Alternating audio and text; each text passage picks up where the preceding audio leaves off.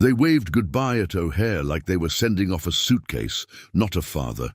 5 minutes later, my name vanished from the group chat, but my name stayed on the deed.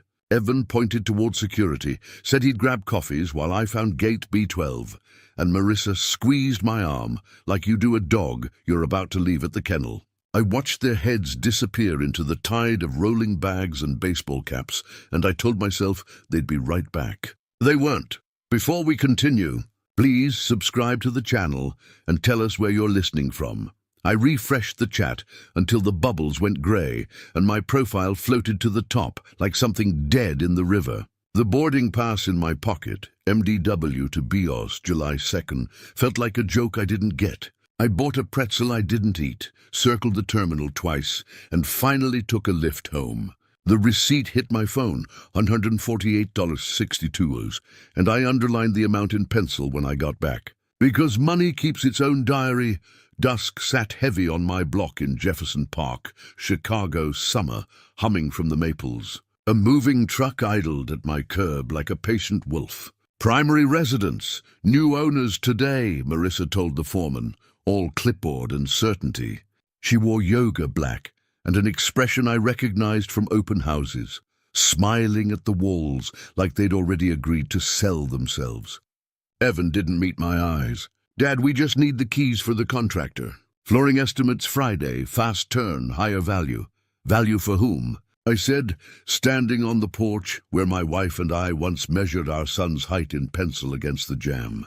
The nail for our wedding photo still stuck out like a small iron thorn. My hand went to the envelope in my shirt pocket, the one with my wife's scrawl from years ago, "Don't let them rush you." Inside, the air had been tidied into a stranger's house. The property tax bill lay face up on the kitchen table, $9,802, due September 1st, weighted by a coffee mug that wasn't mine. A post-it clung to the bill like a yellow leaf. "We'll cover this once it's official, XO. I peeled it off and stuck it to the refrigerator door beside a magnet from a diner off I-55. "Official," I said out loud, testing the word like a wire. Evan followed me in, jingling a new smart lock like a charm. "You signed the quitclaim," he said, softer now. "It's done." He didn't see the part I'd circled in blue ink when I first read it with my reading glasses tipped to the end of my nose. Grantor retains a life estate. He'd skimmed, or he wanted to pretend he had. That was the thing about my son. Speed was his religion. He believed in fast closings and fast captions and faster apologies. On the way out, Marissa set a file box on my porch step and marked it with a Sharpie. Marissa's desk. My porch light cut a bright circle around it, like a spotlight on a prop. "We'll swing back tomorrow," she said. "Contractor at 10. Have the keys ready." She started down the steps and then, sweet as syrup, turned back. "This is going to be so good for you." "This house is my retirement," I said. "It doesn't need to be good for me. It is me." They left with the truck's diesel grumble fading to a soft, dirty purr. In the quiet, the deadbolt I'd paid for turned under my thumb and sang the old click. I made coffee in the chipped blue kettle and laid my day out on the table. Boarding pass, lift receipt, the tax bill, the envelope with my wife's handwriting. Betrayal doesn't always shout. Sometimes it lays a post-it on your life and calls it love. I took a pen, circled the due date, and wrote one word in the margin that felt like both a prayer and a dare. Read July 3rd, felt like the morning after a storm that never actually rained.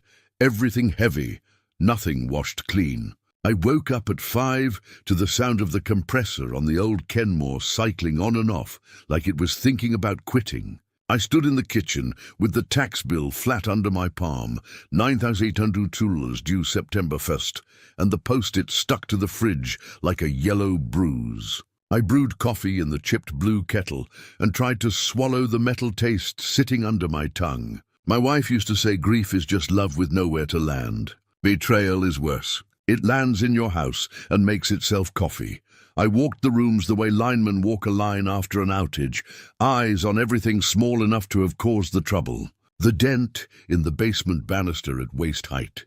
From the Christmas tree stand we wrestled down there in '03. The scuffed behind the piano where my boot heel, grazed the wall, moving it for carpet cleaning in 2016. We never painted over it because it gives the house history.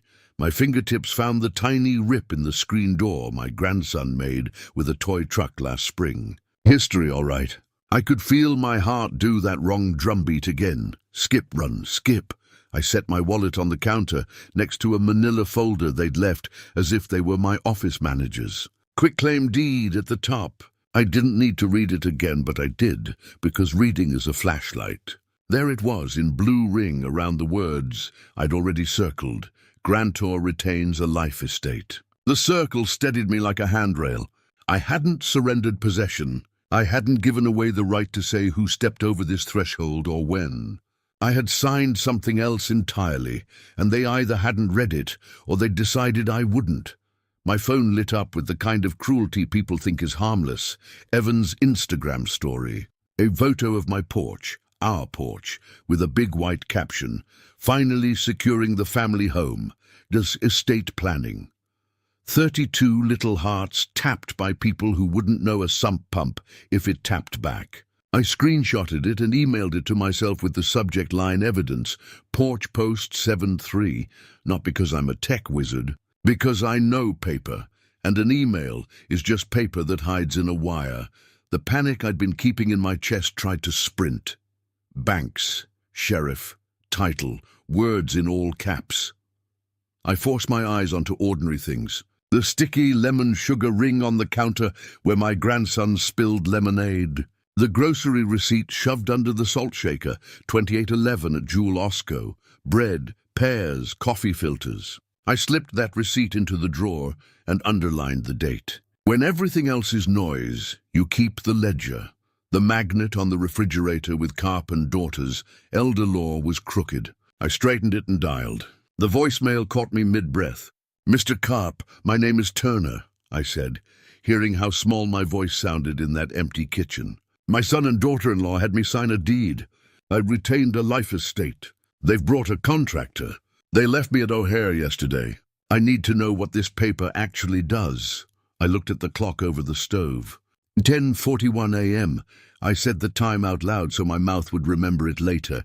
I hung up and wrote, "Left message for Carp, 10:41 a.m. on a sticky note and pressed it to the inside of the cabinet door where we used to hide candy from the kids.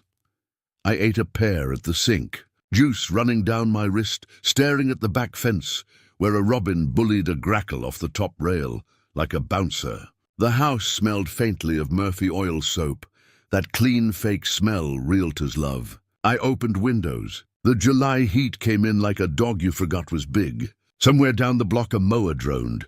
I used to love that sound. Today it felt like someone humming while they stole the silver.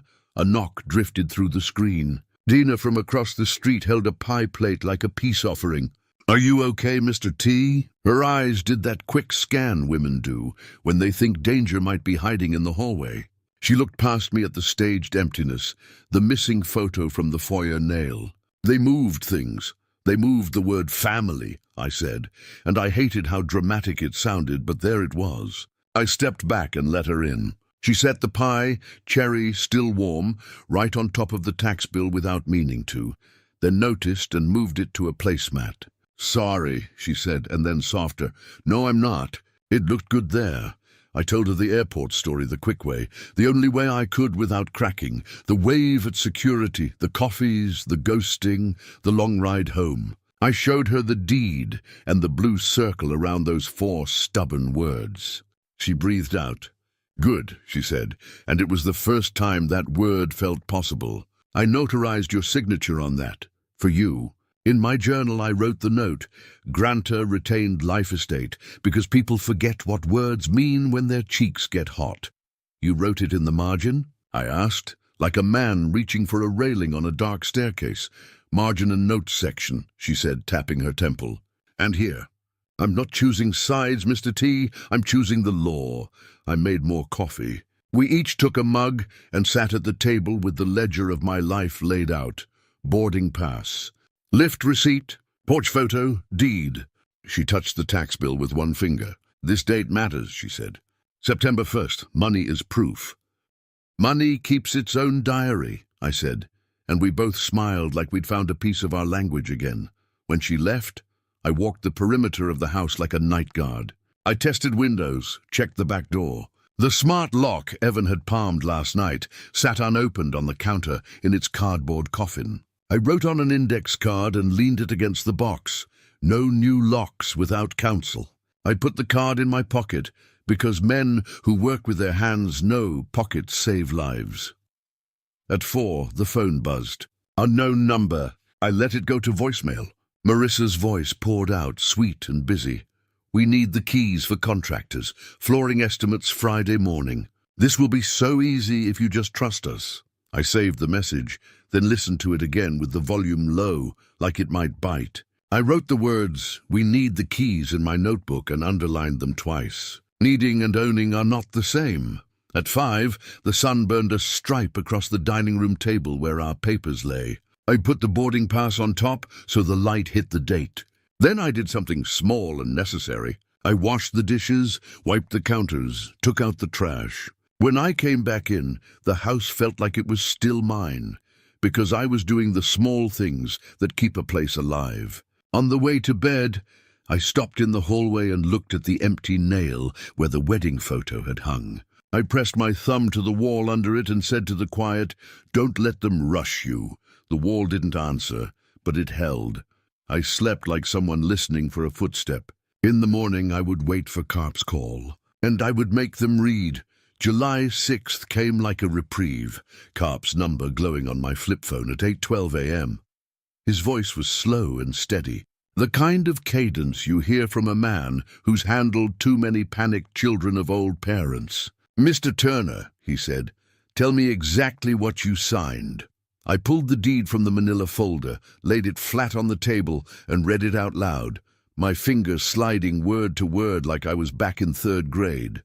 When I got to Granta retains a life estate, Carp stopped me. "That's the spine," he said. "They can posture all they want, but possession stays with you. They can't sell, they can't rent, they can't even swap out a lock without your consent. It's like you signed a seatbelt into the deed." I told him Dina had notarized it, my neighbor from across the street, the one who still brings soup on snow days. "She keeps a meticulous journal," I said. Carp chuckled. "Good, we'll need that. Those books save lives in court." Then his tone sharpened. "Do not escalate. Do not change locks without my nod. Document everything, preserve evidence. Let them think they've won until the paper shows otherwise. They can't record a deed that contradicts its own terms. A title officer will stop them cold." After the call, I poured coffee into a thermos and carried 2 mugs across the street. Dina met me in her driveway, her leather notary journal under her arm. She flipped to July 1st and tapped the line. My name, her seal, my thumbprint, and in the margin, in her small, neat cursive, "Granta retained life estate." "I wrote it twice," she said, "in case someone tries to forget what words mean." That night, Marissa's voice filled my voicemail like she was reading a script. "We need the keys for contractors. Flooring estimate is Friday. Trust us, this will be quick." Her tone was sweet as cough syrup, but it made my skin itch. I saved the message, pressed 2 to replay, and wrote her words in my notebook. On July 7th, the insurance renewal hit my checking account. Premium withdrawn under my name. I circled it on the bank statement and slid it into the quiet title folder I'd started. Each page was a brick, and I was building a wall. By July 8th, I was calm enough to notice small things again. The smell of cut grass drifting through the kitchen window. The sound of a ball game crackling from a neighbor's porch radio. But underneath all of it was a different hum. Revenge, I realized, doesn't begin with anger. It begins with reading the fine print, and I was ready to make them read. July 9th, I labeled a fresh folder in block letters, "Quiet Title."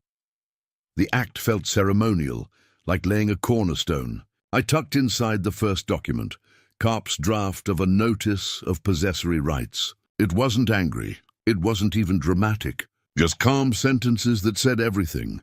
I retained a life estate. I held exclusive possession. Any entry without my consent was trespass. That letter was me standing in my own hallway with the lights on. Dina came over that afternoon. She watched me sign, then watched me seal the certified envelopes, one to Evan, one to Marissa.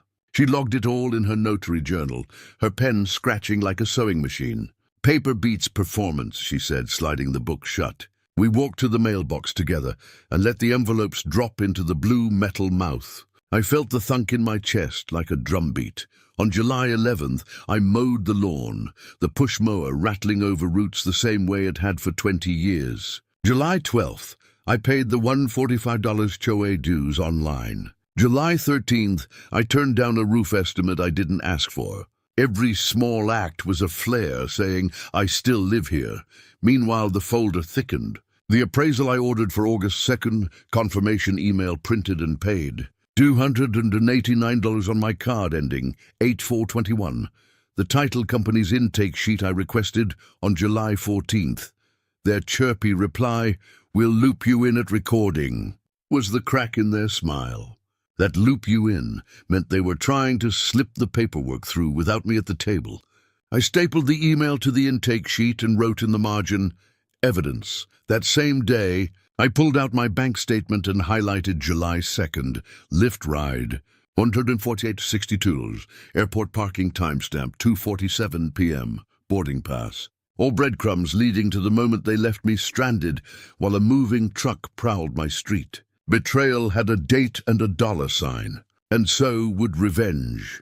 I sat at the dining room table under the yellow glow of the pendant lamp, my wife's note folded beneath the pile. "Don't let them rush you." I tapped the pen against the table and whispered it back. This wasn't rushing. This was reading. By the time the July heat broke into a thunderstorm that night, the folders on my table were lined up like soldiers. Airport, deed, notice, title, insurance. Each one was a weapon, lawful and sharp. Revenge wasn't fire. Revenge was paperwork. Quiet, precise, and permanent, and I was just getting started. July 18th started with the sound of tires on gravel. I looked through the front window and saw Evan striding up the walk, Marissa a half step behind him, and a contractor in steel-toed boots carrying a clipboard. Evan twirled something in his hand, shiny, metallic, a new smart lock. He was grinning like he'd brought me a birthday present. "Dad, this will raise the value," he said, holding the lock up so it caught the morning light.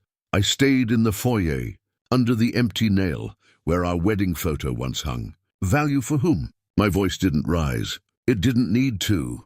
Marissa flipped a page on her clipboard, pen tapping. "You signed, remember? We're investing now. Flooring's first." She gestured toward the contractor. He looked like a man who wanted to be anywhere else. I didn't argue. I reached into my folder, pulled out the notice of possessory rights they'd both signed for on July 11th, and set it on the hall table between us. Then I hit speakerphone and dialed Carp's office. His paralegal answered, her voice steady, professional. "Life estate means no locks, no contractors, no possession without permission," she recited, like she'd said it 100 times. The contractor shifted his weight, cleared his throat. "I'm not getting in the middle of family," he muttered, and he walked right back out the door. But my son didn't. His face reddened. "You're being unreasonable." I tilted my head toward the doorbell camera, the little red LED pulsing like a heart. "The camera's unreasonable too," I said. Silence. Marissa tugged his sleeve, but he didn't move. Not right away. That night I saw the fallout. Evan posted a picture of my porch on Instagram with the caption, "We finally own it." A boast, a stake in the ground. 10 minutes later, he deleted it. But Dina had already screenshot it and texted it to me. "Don't worry. Got it saved." Proof doesn't vanish when you delete. I made coffee at midnight, the bitter smell filling the house, and cleaned the machine while it brewed. I wrote on a 3x5 card in block letters, "Don't argue, document." I slid it into my pocket behind my wallet. On July 22nd, the voicemail came from the title company. "We just need the grantor ID to complete recording." That was their tell. They wanted me to hand over the last piece that would let them pretend the life estate didn't exist. I called back with the calmest words I'd said all month. "Counsel will reply." I hung up, put the phone down, and looked around my kitchen. Same blue kettle on the stove. Same dent in the banister. Same tax bill circled on the calendar date. But the tempo had changed. They thought they were pushing me out. They didn't know Act 7 already had a courtroom reserved, and I was making sure they'd have front row seats. August 1st brought the kind of twist you don't see in movies. Too quiet, too bureaucratic, too damning to be anything but real. An email slid into my inbox from the title company assistant. Attached, a revised deed, one that neatly removed the line about my retained life estate. At the bottom, per client preference, as if property law was a Starbucks order. I printed it out on my old Canon and walked it down to Karp's office. His eyebrows rose, slow as a curtain. "They've overplayed," he said, tapping the paper. "They just tried to erase you with an email." He dictated a filing on the spot, temporary restraining order, emergency basis, and clipped the assistant's email behind it as Exhibit B, Exhibit A, would be Dinah's notary journal. Exhibit C, Evan's Instagram brag. I watched his paralegal stack the evidence into a folder that looked like it could crack a skull. Daily Center, room 1407, August 28th, 9:30 a.m., Karp said, sliding me the docket slip like a summons to my own resurrection. On August 3rd, I rekeyed only the back door, invoice 189, under Karp's instruction. One lock. Leave the front unchanged. Don't give them a claim of retaliation.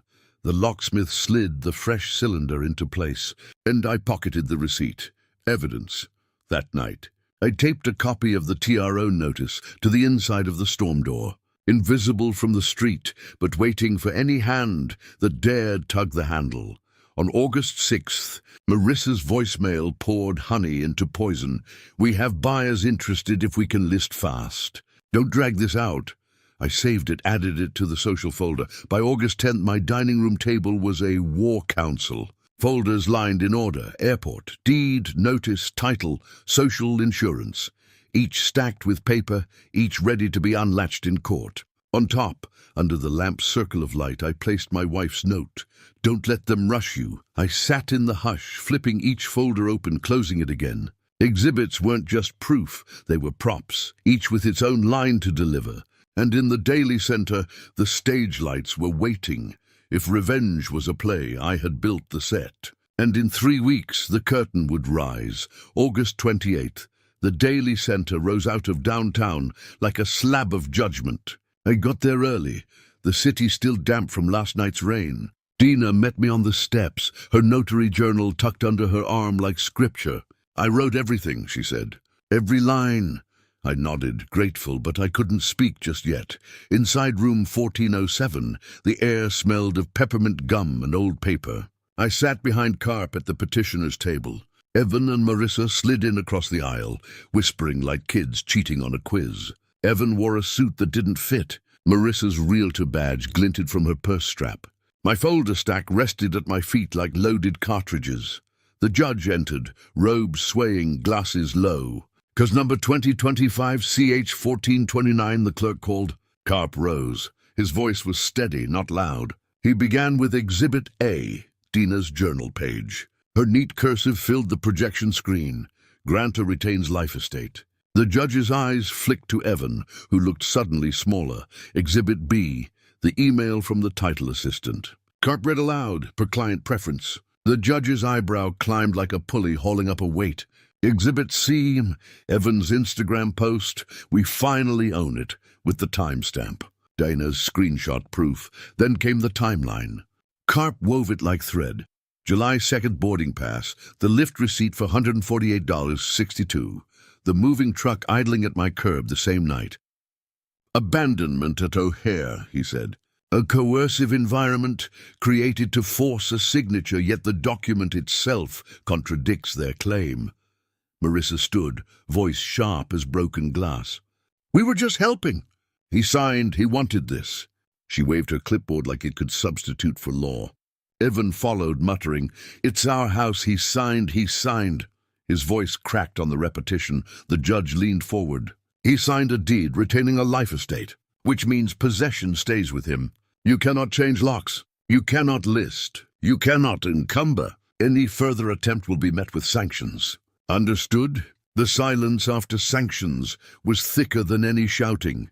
The gavel came down. TRO granted. No recording inconsistent with the original deed. Quiet title hearing set. Costs reserved. As we filed out, sunlight hit the plaza in bright slashes. Marissa caught my arm at the bottom of the stairs.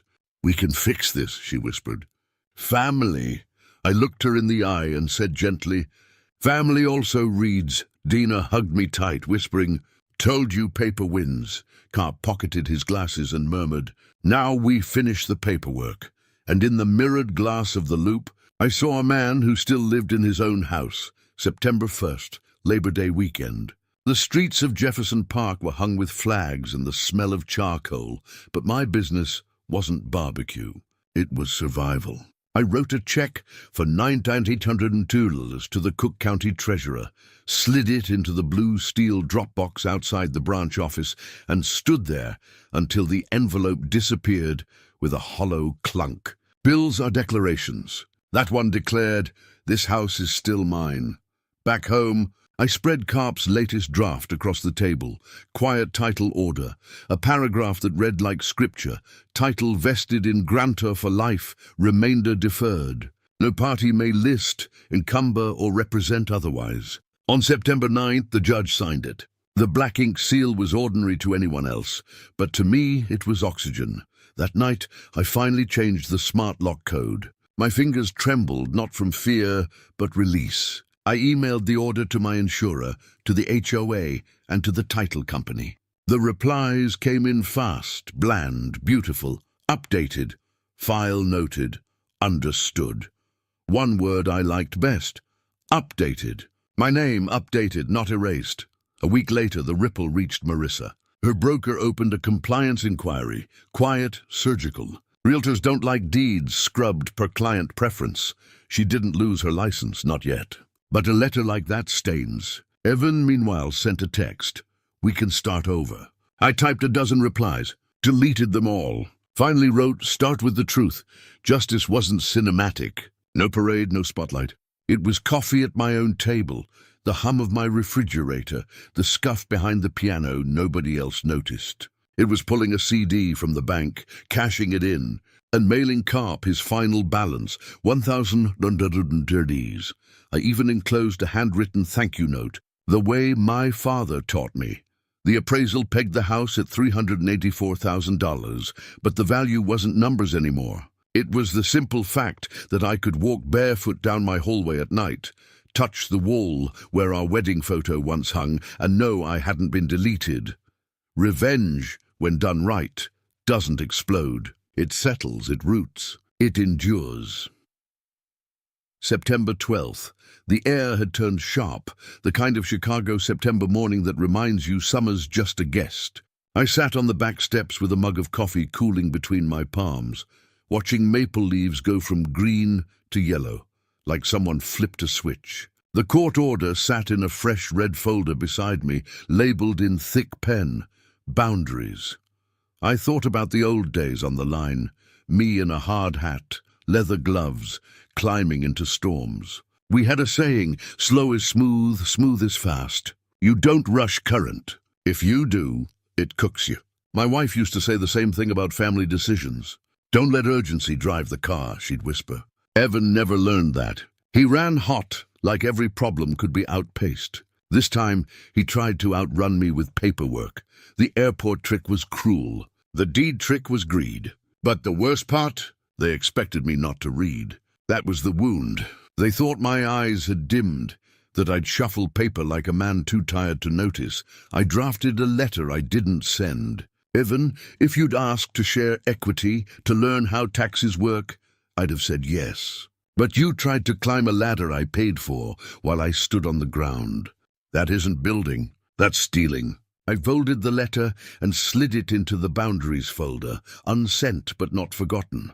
That afternoon, Dina knocked with a thermos of tomato soup and her journal tucked under her arm.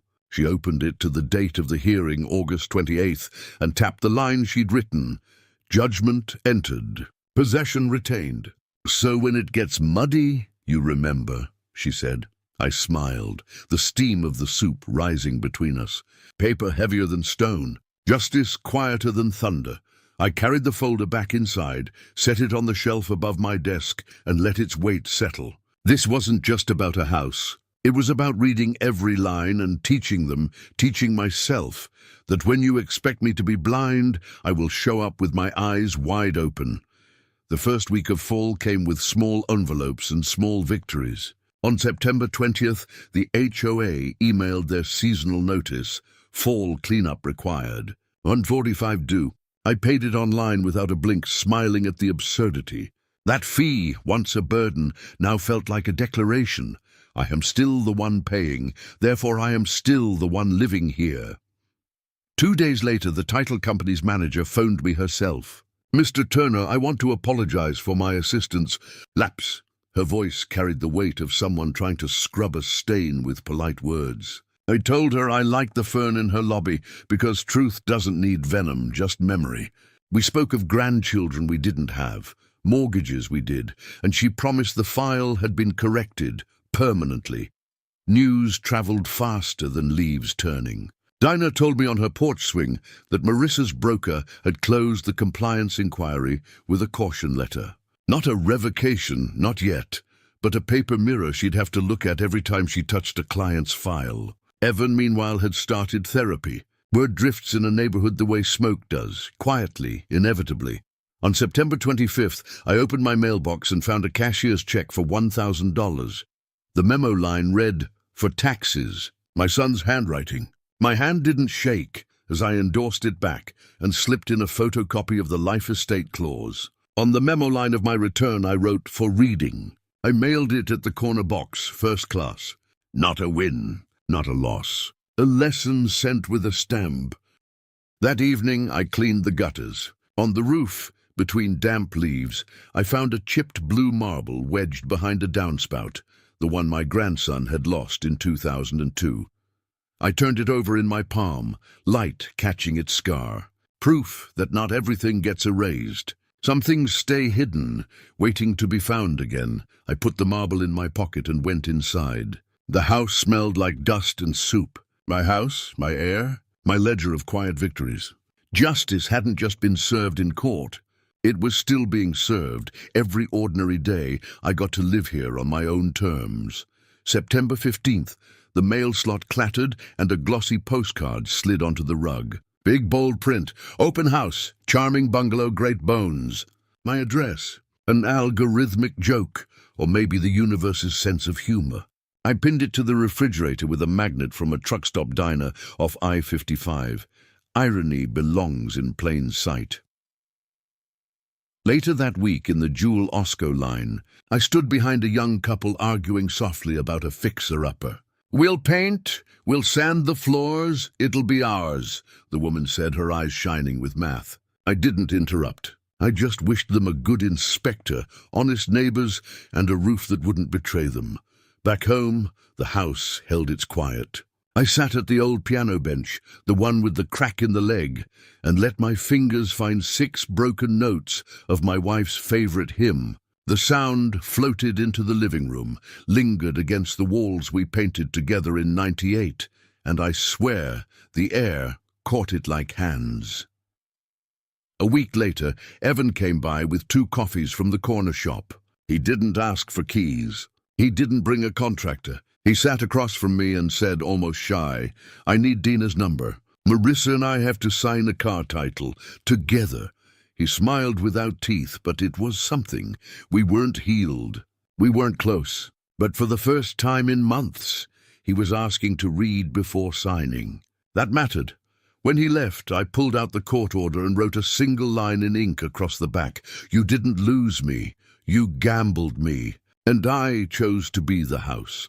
I slid the paper into the boundaries folder, shut it, and set it back on the shelf. Revenge wasn't fire or fury. It was survival, and it was mine.